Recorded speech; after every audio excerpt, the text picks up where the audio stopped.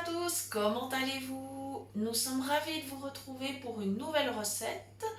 Et comme l'été a beaucoup de mal cette année à se mettre en place, on a décidé de faire un plat qui serait à la limite plutôt un plat du début de l'automne, mais effectivement le temps s'y prête. On va préparer une potée au saucisson avec de jolis légumes. Alors, chez notre boucher, donc nous avons pu trouver du saucisson sans gluten. Donc si vous avez ce souci-là, il faut savoir que ça existe. Même dans certains supermarchés d'ailleurs, vous pouvez en trouver, hein. Il faut simplement être attentif à la composition. Voilà. Donc j'ai préparé des poireaux et des carottes. J'ai lavé, coupé, épluché. Enfin plutôt épluché et coupé, c'est mieux dans ce sens-là, hein, parce que voilà, si vous essayez d'éplucher les rondelles de carottes, ça va être compliqué là. Voilà. Alors, petit conseil concernant le poireau. Il faut commencer par le pied, c'est-à-dire qu'on coupe la partie dure du pied. On enlève une ou deux premières feuilles qui sont en général un petit peu plus dures et qui ne sont pas forcément très goûteuses comme ça. Et puis ensuite, bien sûr, on regarde l'état du verre du poireau, donc qui est situé à l'autre extrémité. Et puis, si nécessaire, on en coupe un bout. On ne va pas forcément l'utiliser en totalité, ou alors on pourra le réserver, par exemple, pour un potage éventuellement. Voilà, c'est une solution. Alors, le poireau, il faut faire très attention. C'est que souvent, il a encore pas mal de terre. Alors, mon petit conseil, c'est bien sûr, une fois que vous avez coupé le pied, enlevé les premières feuilles, enlevé le verre, déjà passer le sous l'eau, ça c'est sûr. Ensuite, on va commencer à le couper. Et une fois qu'il est coupé, moi je le repasse encore une fois sous l'eau. Comme ça, je suis sûre vraiment qu'il ne reste pas de terre. Voilà.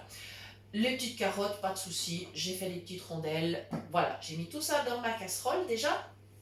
Là, j'ai mon saucisson.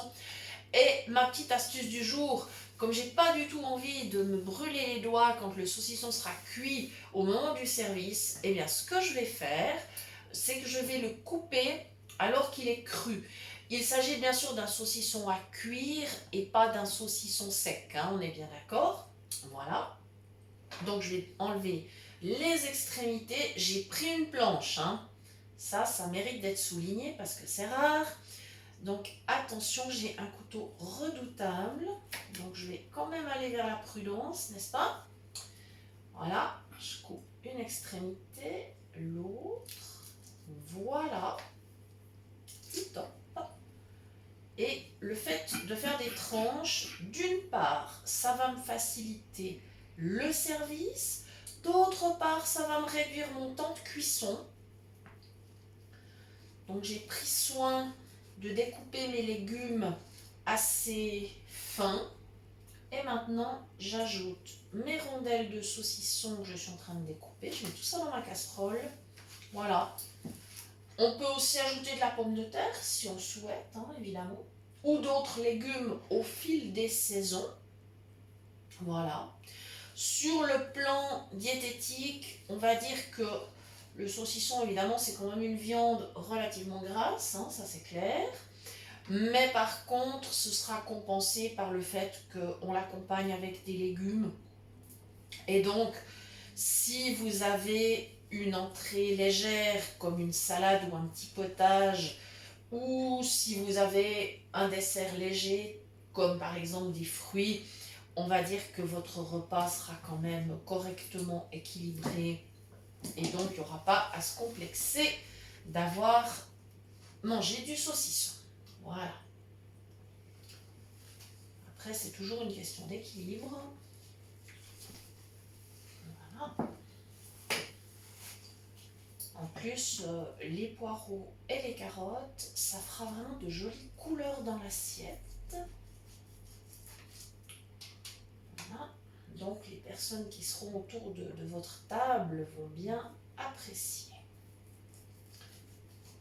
Voilà. Puis si vous êtes plus nombreux encore à table, eh bien vous pourrez par exemple, avec le saucisson, vous pourriez tout à fait mettre un morceau de jambon roulé ou bien de la palette ou du lard. Voilà, vous avez plein de possibilités.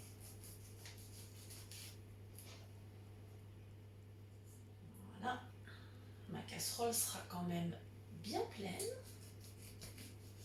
Il est fort possible que nous en ayons pour 2 repas. Voilà. Et le dernier morceau. Voilà. J'emmène ma planche, mon couteau vers l'évier. Voilà.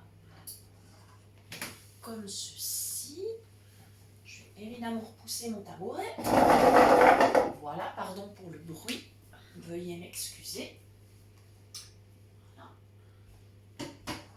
Je fais la vaisselle tout à l'heure. Voilà.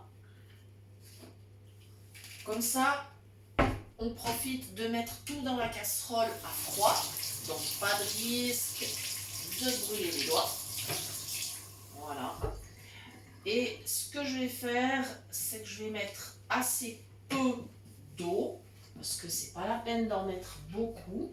Comme ça sera cuit à couvert, automatiquement j'aurai un échange de vapeur dans la casserole et je vais faire une cuisson où on va mijoter le plat. Alors évidemment, le temps du préchauffage, je vais mettre au maximum et puis ensuite je vais baisser à la moitié.